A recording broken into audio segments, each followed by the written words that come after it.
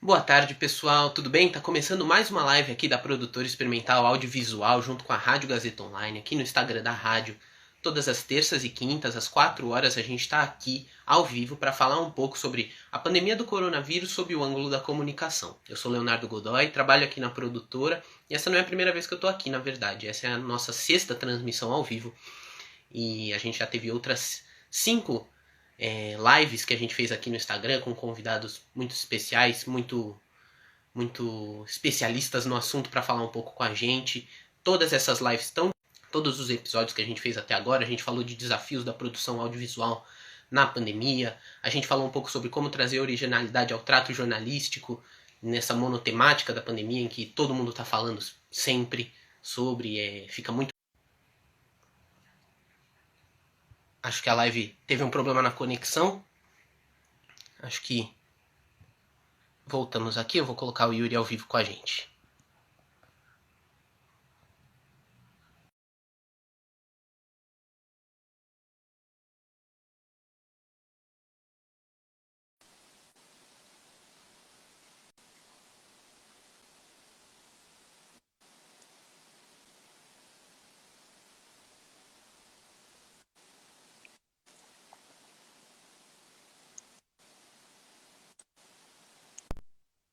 Esperar ele se conectar. Todas as lives que a gente fez até o momento estão disponíveis no canal do YouTube. Oi, Yuri, consegue me ouvir? Eu tô te ouvindo, sim, tá falhando um pouquinho o sinal, vocês estão me ouvindo bem? Eu tô te ouvindo sem problema nenhum. Aqui, pra mim tá tudo certo. Legal, legal. Obrigado, Léo. Um prazer estar com vocês aqui. Tô no estúdio ainda. Vocês podem ver aqui a luz aqui atrás, ainda tô com o figurino, mas vai ser bacana aqui a conversa Não, com vocês. prazer é todo nosso. Vai ser ótimo, vai ser ótimo. Muito obrigado por disponibilizar esse tempo com a gente logo na saída do seu ao vivo para o nosso ao vivo aqui. Obrigado por estar presente aqui, bater esse papo com a gente, vai ser muito bacana. Eu comecei a introduzir um pouco do tema da pauta agora antes de você entrar na transmissão com a gente, para falar qual é a importância da comunicação nesse momento e o que, que a gente está vivendo dentro de tudo isso, tanto no cenário político e como a comunicação entra junto com a política. Né? Você que é jornalista e fala sobre esse assunto, e eu já queria de cara te perguntar, na verdade, como que a pandemia afeta o cenário político internacional e nacional. Bom, boa tarde a todo mundo. Prazer estar com vocês aí na Rádio Gazeta Online. Enfim, nossa, a pandemia afetou bastante, né? Alguns países mais, alguns outros menos. Mas para fazer um panorama de uma forma geral, em muitos países, principalmente na Europa, houve um aumento de popularidade de alguns dos líderes. Por exemplo, Angela Merkel na Alemanha, o próprio Emmanuel Macron na França, Boris Johnson na Inglaterra, inclusive ele contraiu a Covid-19 e a forma como ele lidou com a própria doença e depois, quando os pronunciamentos que ele fez, ele já é um político que tem muito carisma, ele tem facilidade na comunicação com as pessoas e no episódio da doença dele, ele saiu maior, saiu fortalecido. E a doença também ela potencializa locais, países que já têm outros problemas de ordem política no sentido de ambiente político tensionado ou polarizado. E aí eu estou falando dos Estados Unidos e do Brasil.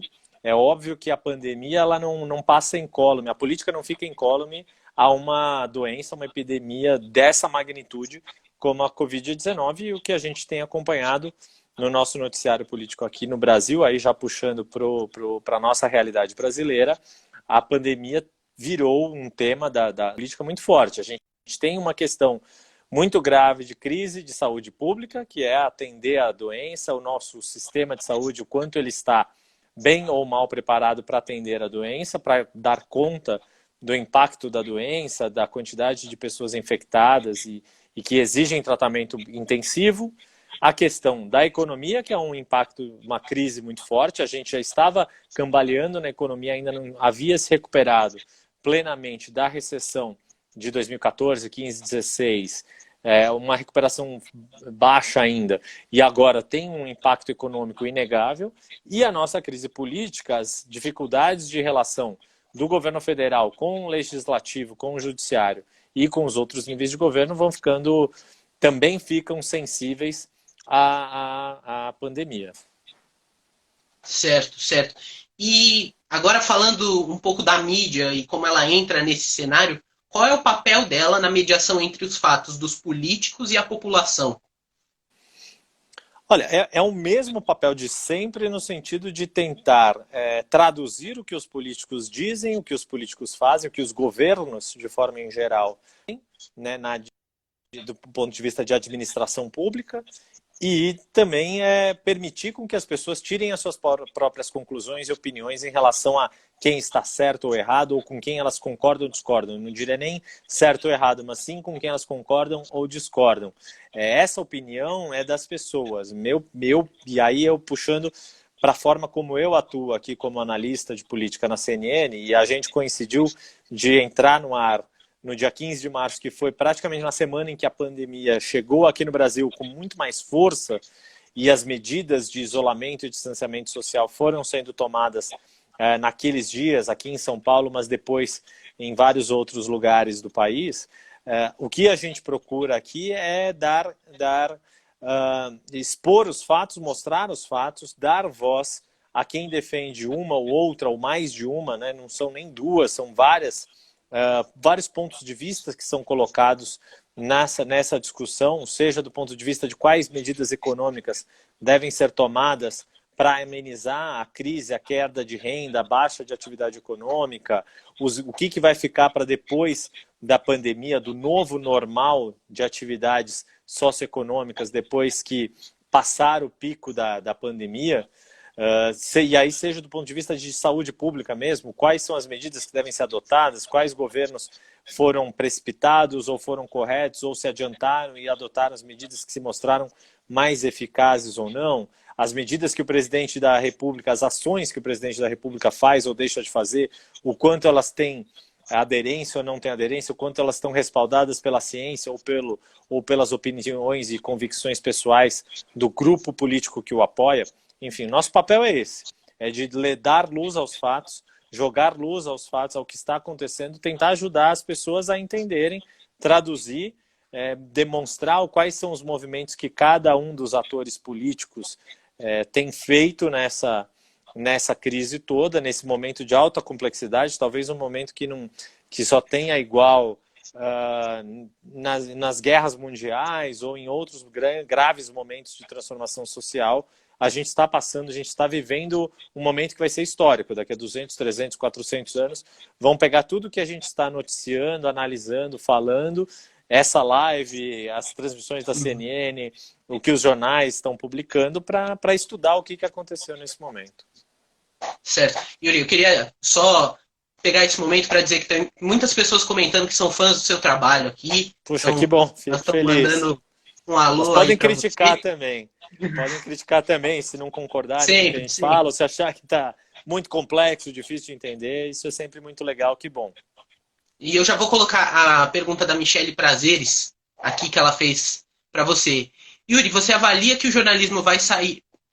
Vou arrastar aqui para ler melhor. Você avalia que Peraí, que muitas pessoas estão entrando, então a gente tem que manter com um chat aqui. Você avalia que o jornalismo vai sair fortalecido desse período? As pessoas tendem a valorizar mais o jornalismo?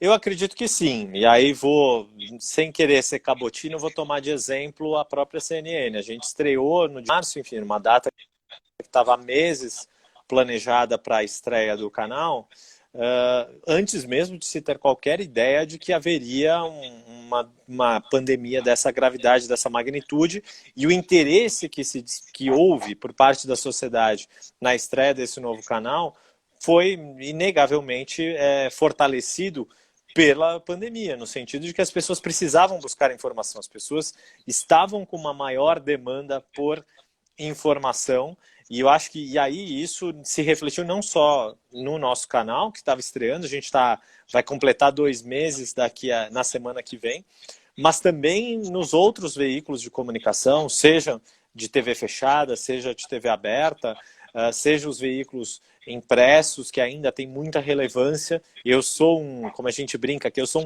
um bicho de papel, digamos assim. A minha trajetória, minha carreira no jornalismo foi essencialmente no jornalismo impresso. Depois, com as transformações que a mídia veio passando ao longo do período que coincidiu com a minha carreira jornalística, eu sou jornalista formado desde 99, então aí sim, passando para online, também me aventurei em rádio, já tinha trabalhado em TV, agora voltando para a TV mais uma vez, enfim. E também atuei na área de comunicação, como consultor de comunicação, assessoria de imprensa, etc. Mas eu acho que sim, há um fortalecimento nesse sentido, de que as informações com credibilidade, com um exercício profissional do jornalismo, elas têm sido valorizadas nesse momento. As pessoas, na hora de tirar as suas dúvidas, eu não vou, claro, também não vou ser poliana aqui. É óbvio que tem uma circulação muito forte de fake news, é preciso checar a informação e a gente desmentir informações inverídicas. Eu estava olhando agora há pouco, dando uma passada de olho no Twitter, o governador da Paraíba, João Azevedo, e um senador de Santa Catarina, Dario Berger, os dois fazendo postagens: olha, é fake news o que estão dizendo a meu respeito, que o governo da Paraíba vai flexibilizar medidas, ou que, no caso de Santa Catarina, não vi exatamente o que o senador estava negando, mas até autoridades públicas estão precisando se manifestar para negar informações verídicas a seu respeito. Então, mais uma vez, é fundamental ter o jornalismo feito com profissionalismo, sem prejuízo de quem quer fazer jornalismo amador, no sentido de não ser um veículo profissional. Mas se a pessoa exerce, checa a informação, vai atrás, quer dizer, blogs pessoais, transmissões como essa live, por iniciativa de estudantes, de alunos, mas que são feitas com o mínimo rigor técnico do jornalismo, de apurar, ouvir os dois lados, de buscar ter respaldo científico ou buscar na fonte primária as informações, isso é extremamente válido. E eu acho que sim, sai fortalecido, talvez não com a mesma audiência depois, porque as pessoas, depois de que as medidas de isolamento puderem ser flexibilizadas de fato, elas também vão querer ir para a rua, vão querer passear, vão querer rever os seus amigos, os seus parentes que estão isolados. Eu mesmo faz quase 50 dias que não vejo a minha mãe, vejo meu filho muito pouco presencialmente também, porque eu ainda estou aqui na linha de frente, ele está mais protegido com a mãe dele, enfim, que está em home office.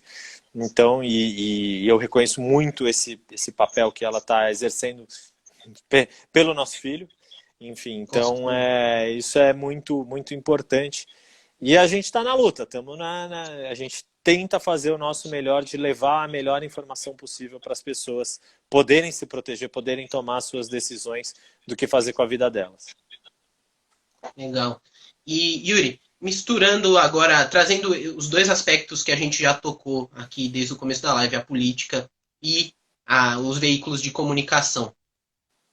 A gente tem um tratamento com a imprensa que nos últimos tempos, na verdade, a gente vem percebendo que de certos políticos são muito diferentes de outras pessoas. A gente tem o presidente da República que manda os jornalistas calarem a boca diante das câmeras ao vivo, e a gente tem o governador do estado, o João Dória, que presta coletivas diariamente para tentar sendo sempre o mais direto possível com a população do estado de São Paulo, com a cidade de São Paulo. Como o senhor acredita que essa maneira de agir perante a imprensa impacta a política nacional?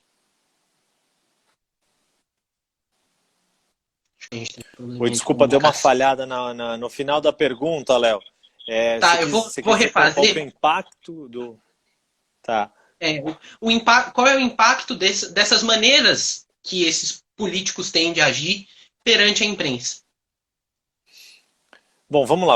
Acho que eu vou falar dos dois personagens que você citou. Antes de tudo, é lamentável qualquer político, não é este ou aquele político, qualquer político que age contra a imprensa ou toma uma atitude desse tipo, a gente lamenta, repudia, porque a imprensa é um pilar essencial da democracia.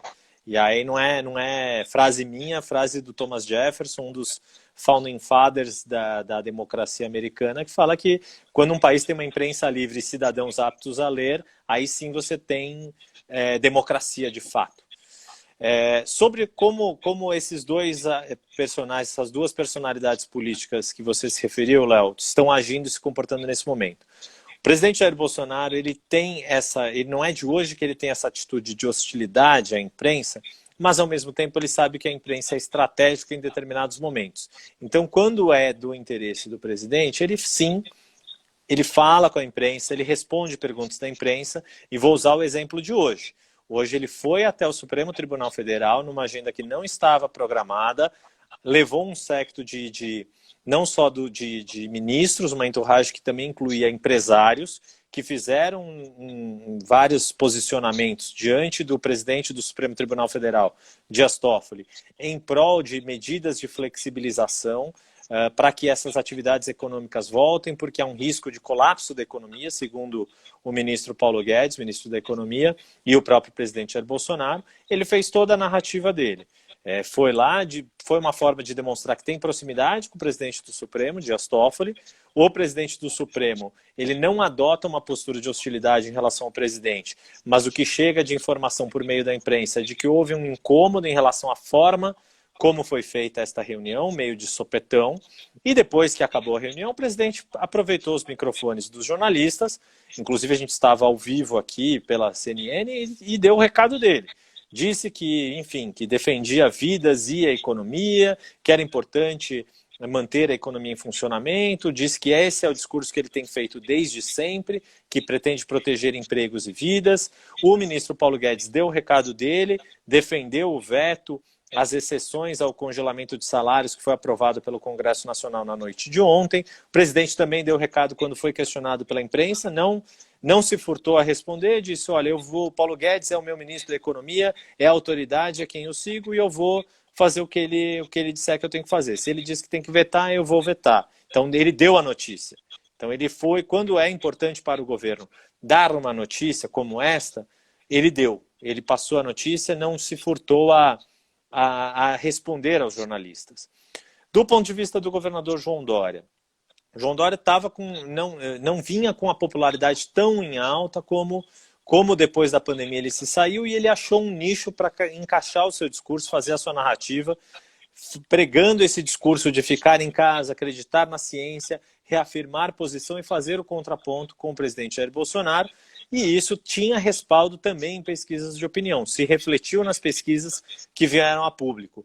As atitudes do presidente, do ponto de vista dele, ele considera corretas, ele atende ao público, ao núcleo duro que dá apoio, suporte e popularidade ao presidente, mas no geral da população, a avaliação foi mais negativa do que positiva. Por sua vez, os governadores, não só João Dória, mas outros governadores em outros estados, acabaram também tendo uma avaliação positiva da maneira como atuaram em relação à pandemia no geral, fazendo uma análise do saldo foi mais positivo para os governadores e negativo para o presidente, e isso se agravou ainda mais depois com relação à saída do ex-ministro Sérgio Moro, que é outro capítulo.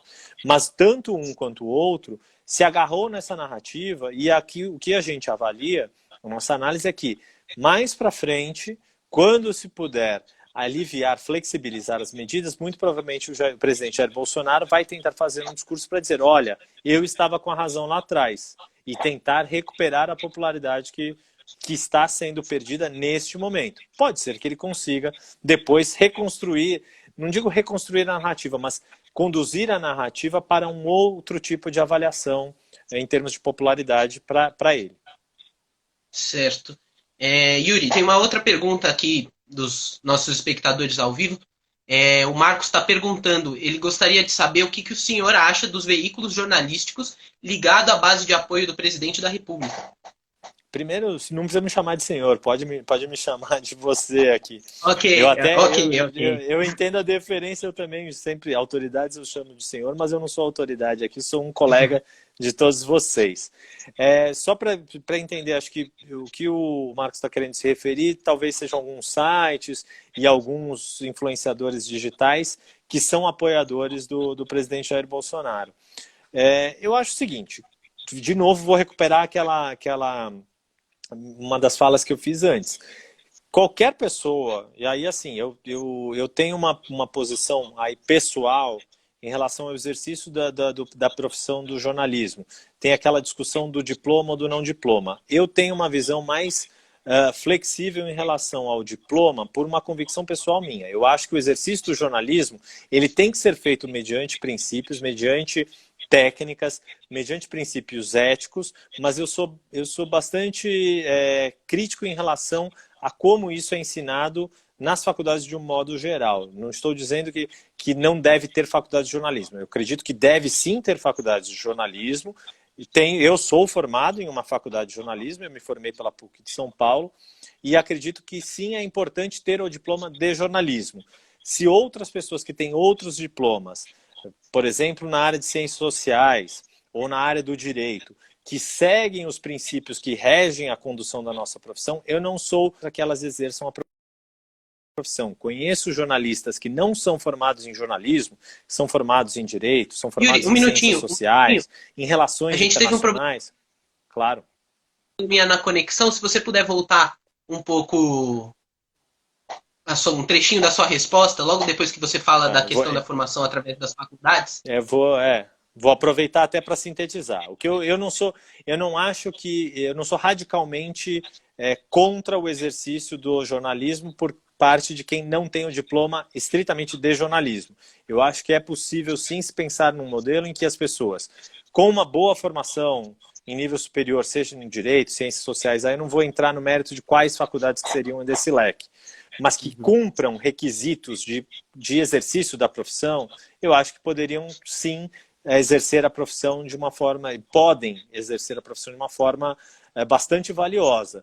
Conheço jornalistas que são formados em direito, em relações internacionais, em ciências sociais, que são tão bons ou melhores jornalistas do que outros jornalistas formados em faculdade de jornalismo. O que eu quero dizer é que o diploma de jornalismo é importante, tenho muito orgulho do meu diploma de jornalista. Como eu disse, me formei pela PUC São Paulo, tive professores excelentes, alguns nem tanto, mas muito bons professores. Tenho muito bons colegas que foram formados ali pela faculdade. Mas o que eu quero dizer é que só o diploma não é uma garantia de um bom profissional. Existe uma série de outras questões que precisam ser cumpridas para ser um bom profissional. Dito isso, eu vou fazer uma avaliação geral, eu não vou analisar veículo por veículo, influenciador por influenciador. É uma realidade que essas pessoas existem em diversos campos ideológicos. Se as pessoas exercem a atividade jornalística no sentido de apurar a informação com correção, com ética, com integridade, dão voz ao contraditório e cumprem o sentido básico, elementar da função do jornalismo, que é relatar fatos, eu não tenho nada contra absolutamente ninguém. E os vieses são livres. Desde que a pessoa saiba que ela está lendo um veículo que vai ter um viés, seja para a direita, seja para a esquerda, seja ao centro, não tenho nenhuma restrição a nenhum deles por princípio pessoal meu. Eu sou uma pessoa pluralista por excelência. Uma convicção de que eu não abro mão é o pluralismo. É no sentido de que é importante ter voz a todos. Eu vou citar uma frase que eu ouvi na época que eu fiz jornalismo na PUC. Ainda era professor bastante ativo lá. Eu confesso que não sei se ainda é tão ativo no sentido de dar aula, inclusive, para graduação. Mas também trabalhava na TV PUC quando eu trabalhava, que é o filósofo Mário Sérgio Cortella, muita gente conhece, estritamente famoso. E eu lembro de uma vez conversando com ele sobre, olha, na época, e aí eu perguntei para ele, olha, o que o senhor acha do espaço que se está dando na época ao filósofo Olavo de Carvalho, que tinha posições muito radicais, bastante firmes no campo dele. E o Mário Sérgio Cortella, o que ele me disse num dos ensinamentos dele, foi, olha, é a melhor... E aí ele tem um campo político muito claro, que é exatamente o oposto do Olavo de Carvalho. E ele me falou, olha, é preciso dar voz ao outro lado, é importante um lado saber o que o outro lado pensa, inclusive para se preparar melhor, inclusive para ter bons argumentos para defender a sua posição no debate com o outro lado. Então, por isso que eu sou uma pessoa que defende o pluralismo, assim, sob todas com muita convicção. Eu tenho as minhas opiniões, eu faço as minhas análises, e aí eu coloco uma divisão muito importante entre qual é a minha análise, a análise que eu faço aqui no ar, e quais são as minhas convicções pessoais, que a minha convicção política é minha, não é a do analista político Yuri Pita. O analista político Yuri Pita analisa o que está acontecendo na crônica política e aponta quais são as perspectivas, quais são os argumentos que cada lado da política está colocando num determinado momento. O que eu acho, se eu acho bom ou ruim, em quem eu voto e quem eu deixo de votar, isso é outra discussão. Mas o que eu quero colocar é isso, que é importante para todos os lados. Quem quiser ter uma posição mais à direita ou quiser ter uma posição mais à esquerda, é fundamental saber o que o outro lado está pensando, inclusive para dar melhor, para poder argumentar melhor e fazer uma melhor defesa das suas convicções. E a convicção é legítima também. Cada um pode pensar e defender e opinar do jeito que quer. A minha atividade profissional é como analista, é como olhar os diversos lados do espectro, as diversas peças que estão no tabuleiro e tentar destrinchá-las, tentar expor quais são os argumentos, o que essas pessoas estão pensando, seja para um lado ou para outro.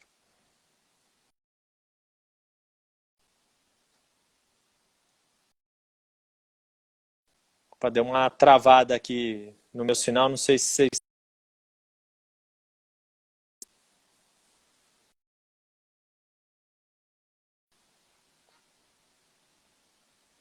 Oi. Agora acho que voltou. Agora voltou. Consegue me ouvir? Tô ouvindo sim. Tinha dado uma travada, mas tô te ouvindo. Não sei se vocês estavam me ouvindo. Tô sim. E agora. Acho que foi. Acho que agora foi. É. Consegue me ouvir, Yuri? Eu tô ouvindo. E o pessoal aqui também escrevendo aqui. A Paty Silva 0309 está dizendo que estamos ouvindo.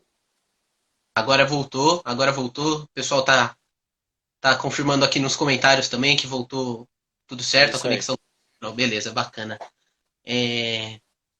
Bom, então o pessoal tá confirmando aqui tudo certo, só tava tendo certeza que a gente tá agora 100% conectado de novo. Legal. Yuri, voltando pro âmbito da política, e aí uma pergunta, você colocou muito importante essa divisão que tem a visão. Temos o Yuri, jornalista, analista político, que faz esses comentários, e o Yuri no âmbito pessoal. Essa pergunta vai para o Yuri jornalista mesmo. Você acredita que representantes do governo, políticos, podem se utilizar desse momento que a gente está vivendo para um aproveitamento eleitoral futuramente? Qual que é a sua opinião em relação a isso? Peraí, desculpa, deu uma falhada, eu perdi um pouquinho da pergunta, Léo, desculpa. Ok, vou fazer ela do começo. Eu queria saber se você acha que os políticos podem usar esse momento que a gente está vivendo hoje, da crise, da pandemia, como fruto para se aproveitar politicamente, até numa questão eleitoral no futuro. Olha, primeiro de tudo a gente precisa entender que todo político, seja num mandato no executivo, aí presidente, governadores, prefeitos, ou seja no legislativo, Congresso Nacional, Assembleias Legislativas ou câmaras municipais, todas as atitudes que eles tomam, quase sempre, têm em vista algum tipo de benefício político, e isso é legítimo, tá? Não é uma coisa de politicagem ou coisa de politiqueiro, não é isso. O que eu quero dizer com isso? É da essência do político preservar o seu poder. E isso é Maquiavel na veia, tá? No seguinte sentido, a grande missão do político é fazer o que ele tem convicção de que é o melhor para a sua sociedade, para o ambiente em que ele vive, para o cargo que ele ocupa, e preservar o seu poder para poder continuar fazendo aquilo que ele considera mais importante. Então é óbvio, é natural que nesse momento de pandemia, claro que todos os políticos, de uma forma ou de outra, estão buscando fazer o que eles consideram o melhor diante da pandemia, o que eles acham que as pessoas vão considerar mais importante a ser feito diante da pandemia. Quando o presidente Jair Bolsonaro fala que está preocupado com as vidas e com os empregos, é porque a economia lente, vai sim sofrer um baque muito forte, já está sofrendo um baque e vai ser um baque bastante difícil de ser recuperado, e ele sabe que é no governo federal que bate a conta da economia no seguinte sentido, aquela frase que muita gente, de um ex-assessor quando fala, olha, é a economia estúpido, a economia justifica o voto das pessoas,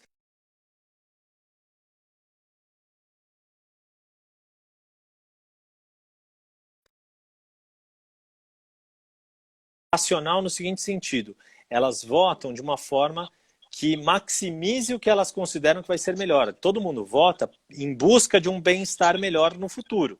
Se o eleitor se comporta dessa forma, quer dizer, querendo que a vida fique melhor depois, por isso ela escolhe,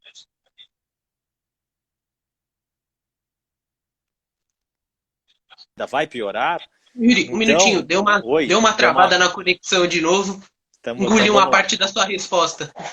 Não, o que eu quero dizer é que o próprio eleitor, ele se comporta de uma forma que é a seguinte, eu voto, eu escolho num candidato para minha vida não piorar e para minha vida melhorar. Então, o próprio político também ele adota medidas que ele considera que vão melhorar a vida das pessoas e que com isso vai ser reconhecido e isso vai se transformar em conservação do seu poder ou em maximização do seu poder, no sentido de manter a popularidade, a aprovação e poder continuar fazendo o que ele faz.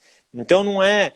As pessoas quando falam, olha... ele está pensando só em obter vantagem política, precisa entender que isso é da natureza do político, porque senão não faz sentido ele ser político. Né? Então, quando o político fala, não, eu não estou pensando em voto, eu estou pensando em fazer o que as pessoas querem, que vai ser melhor para as pessoas, intrinsecamente está pensando em voto sim, porque se ele fizer de fato o que é melhor para as pessoas vão reconhecer e ele vai ter um benefício político lá para frente. Não dá para a gente dissociar as medidas que um governo toma, ainda que elas possam ser consideradas amargas ou, olha, isso não é popular, mas eu tenho que fazer, mas ele tem que fazer de uma forma estratégica para que lá na frente seja reconhecido, olha, tomou uma medida que foi amarga hoje, mas lá na frente se revelou a melhor medida possível. Sim, certo. Yuri, e falando agora na questão da população, muitas pessoas elas questionam essas tomadas de decisão, qualquer qualquer fala, qualquer posicionamento é fortemente questionada e muitas vezes até dados que a gente tem, informações que a gente recebe são questionadas, negadas. Por que se dá esse fenômeno entre as pessoas? Putz, olha, eu acho que isso é menos uma resposta jornalística e mais de comportamento humano, e aí eu vou dar uma resposta um pouco do que eu andei lendo a respeito. As pessoas têm uma tendência de, eu não sei se o termo é exatamente viés de confirmação, eu posso estar falando uma grande bobagem aqui, mas é algo parecido com isso. E a gente, jornalista, percebe isso de uma forma mais empírica do que teórica, que é o quê? Muitas vezes a gente escreve num jornal, enfim, uma reportagem, ou faz uma análise aqui no ar, na TV, ou mesmo exibe uma reportagem aqui, e as pessoas tendem a falar, gostei dele porque elas concordam com aquilo que está lá. Ou não gostei dele porque discordam. Mas é um comportamento humano. Assim. A gente tem que... É claro que a gente tem que tentar ser o mais isento e equilibrado possível, e a gente espera que as pessoas consumam informação de uma forma racional, isenta, equilibrada, e consigam ter essa percepção, aquilo que eu estava fazendo a citação do Mário Sérgio Cortella, de que é importante também você fazer o exercício de escuta de quem pensa diferente de você, para você aprender com isso e se aprimorar. Mas isso não é assim, não é todo mundo que faz isso, não é todo mundo que tem a chance sequer de pensar sobre isso. Né? De pensar, peraí, deixa eu ouvir o que o outro lado tem a dizer, porque eu posso aprender alguma coisa e aprimorar o meu caminho. Claro. Então, assim, existe esse comportamento. Então, a gente tem que entender, respeitar que as pessoas são assim, é um fato isso, e a gente tenta convencê-las, olha, tudo bem, você pode, eu não quero mudar a cabeça de ninguém no seguinte sentido. Eu não quero fazer o corintiano passar a torcer para o Palmeiras ou vice-versa. Mas eu quero sim demonstrar, olha, corintiano, o Palmeiras está jogando melhor hoje. Ou, olha, palmeirense, o Corinthians tem uma melhor configuração assim assada, ou está fazendo tal coisa melhor do que vocês estão fazendo.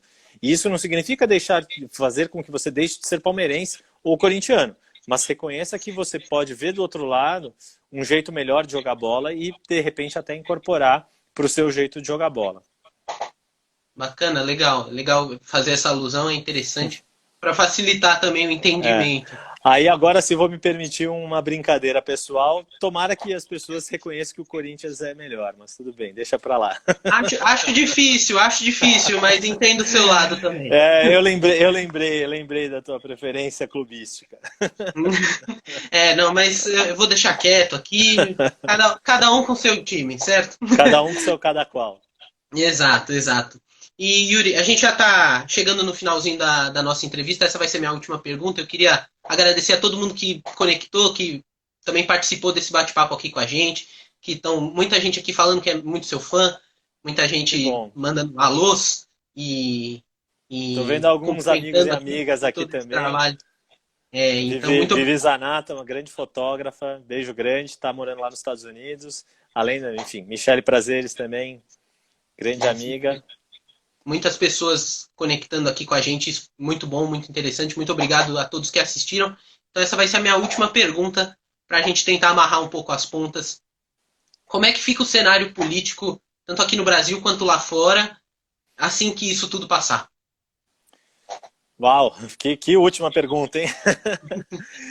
Cara, olha, eu acho o seguinte, acho que a gente ainda está construindo um novo mundo. Eu acho que essa história de voltar à normalidade, o mundo não vai ser igual ao que era antes da pandemia em diversos aspectos. Seja porque a gente vai valorizar melhor, ou pelo menos a maioria das pessoas tendo a acreditar que vai valorizar as relações pessoais, vai ter um novo comportamento em relação às atividades econômicas, no seguinte sentido: a gente está vivendo muito tempo em casa e eu ouço muita gente, imagino que vocês devem ter ouvido isso, muita gente que fala, poxa, eu estou trabalhando mais em casa do que eu trabalhava no escritório. Ou, olha, eu não estou em home office, eu estou em cadeira office, porque eu sento na cadeira ali de casa para trabalhar, a minha mulher tem falado muito isso, eu sento na cadeira para trabalhar e não paro mais. Estou trabalhando com muito mais intensidade do que eu trabalhava antes. Então está todo mundo num momento aqui tão diferente de vida, de sociabilidade, que depois a gente vai buscar uma outra sociabilidade. E eu acho que uma outra política também, não sei se uma outra política vai ser construída, mas sim, fica muito evidente, acho que teve alguma das pessoas que perguntou aqui, o quanto que a nossa crise política particular brasileira atrapalha as ações em relação ao combate à pandemia. Sem dúvida de que uma ação mais coordenada entre os diversos níveis de governo e uma ação mais bem articulada entre os diversos níveis de poderes, executivo, legislativo, judiciário, claro que se isso fosse feito de uma forma mais consensual, mais bem articulada, isso teria resultados efetivos do ponto de vista de política. Para citar um exemplo, a gente viu ontem o Congresso Nacional aprovar essa ajuda financeira a estados e municípios e o presidente falando que vai vetar um trecho. Tivesse sido isso dialogado lá atrás, de uma forma mais coordenada, talvez não fosse necessário ter esse tipo de veto. A mesma coisa vale para o chamado orçamento de guerra, que partiu ali de uma iniciativa do Legislativo e demorou mais tempo para ser aprovado esse tipo de peça aqui no Brasil do que aconteceu, por exemplo, nos Estados Unidos, que votou-se um instrumento parecido e foi aprovado mais rapidamente do que aqui no Brasil. Então é claro que os ruídos políticos, eles causam demora, tornam o caminho mais cheio de obstáculos, tornam o caminho mais pedregoso, digamos assim. Que política que vai sair daqui para frente? É um desafio. Inclusive, eu estou produzindo um artigo com um amigo, um artigo aí científico, com um viés, com um caráter um pouco mais científico, nessa linha relacionada às eleições municipais. Que acho que dá para ter um pouquinho mais de concretude. As eleições municipais, tendo eu a achar que elas vão ser disputadas, seja ela quando forem, em outubro, sejam elas quando forem, em outubro, ou novembro, ou dezembro, ou em vários dias, como parece que o presidente do Tribunal Superior Eleitoral, Luiz Roberto Barroso, quer propor, elas vão ser feitas num clima de plebiscito em relação à pandemia. Eu acho que isso vai ser inevitável. Uhum. O modo como cada prefeito, cada prefeitura atuou na pandemia, para o bem ou para o mal, eu acho que inevitavelmente vai estar no jogo político da eleição municipal, porque é uma memória muito recente. Tendo a achar, e aí é uma aposta, uma perspectiva aqui que pode mudar, que também nas eleições de 2022 isso vai estar muito em debate. Ainda vai ser uma memória muito viva na cabeça das pessoas. Mas, por exemplo, mais viva do que foram as jornadas de 2013 em relação às eleições de 2014. Embora tenha sido um momento que chacoalhou muito o ambiente político na época, afetou a popularidade na época, presidente Dilma Rousseff, dos governadores e prefeitos, mas depois houve outros acontecimentos foram tão importantes quanto, e aí eu estou me referindo, obviamente, à Operação Lava Jato, que teve desdobramentos pelos anos seguintes.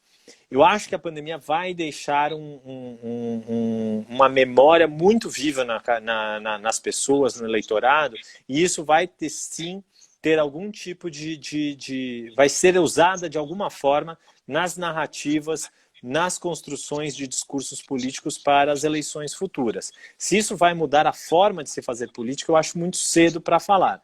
Mas eu acho que, do ponto de vista eleitoral, a gente vai ter uma eleição em 2020 aqui, municipal. Acho que vai ser interessante acompanhar como que vai ser a eleição americana nos Estados Unidos, ali, eleição presidencial americana, que vai ser em novembro de 2020, salvo segunda ordem. Acho que isso vai ficar muito claro de como vai ser esse comportamento. A pandemia vai estar muito em voga.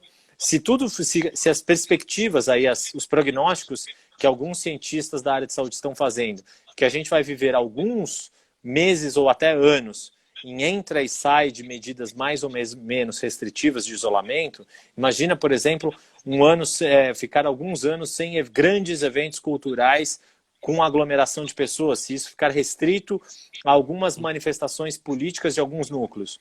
Vai ser bem curioso, interessante entender como é que vai ser essa dinâmica. Eu acho que tudo isso vão ser elementos que a gente vai jogando, as variáveis que vai jogando na equação, para daí sair um resultado. Mas para tentar sintetizar essa grande resposta que eu dei, eu diria que assim, essas eleições municipais vão ter um caráter muito plebiscitário em relação à pandemia, tendo a achar que 2022 ainda vai ser uma memória muito fresca na cabeça das pessoas e o comportamento do presidente Jair Bolsonaro e dos atuais governadores vai sim ser colocado.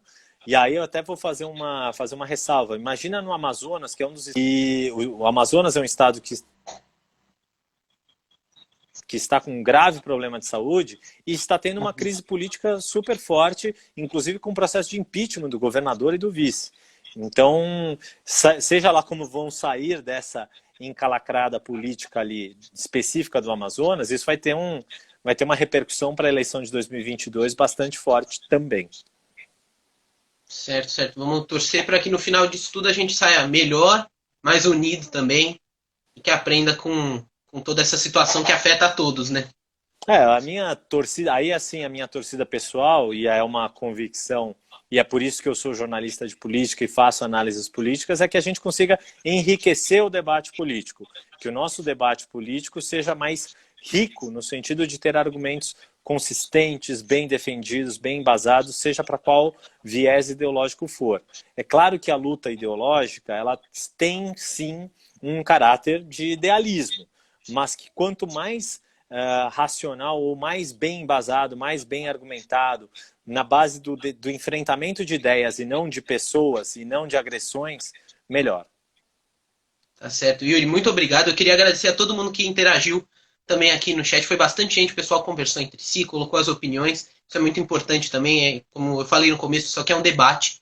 Então, essa é a essência do debate que a gente está tendo aqui. Yuri, obrigado. Obrigado a todo mundo que assistiu.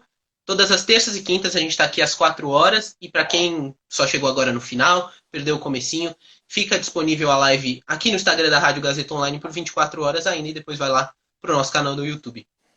Obrigado, Legal. Yuri. Léo, obrigado, valeu todo mundo, um monte de gente aí bacana, meus amigos de profissão, amigos aí da faculdade, amigos de CNN, alguns espectadores que eu já identifiquei, é o Marcos Fly, um cara constante que está com a gente.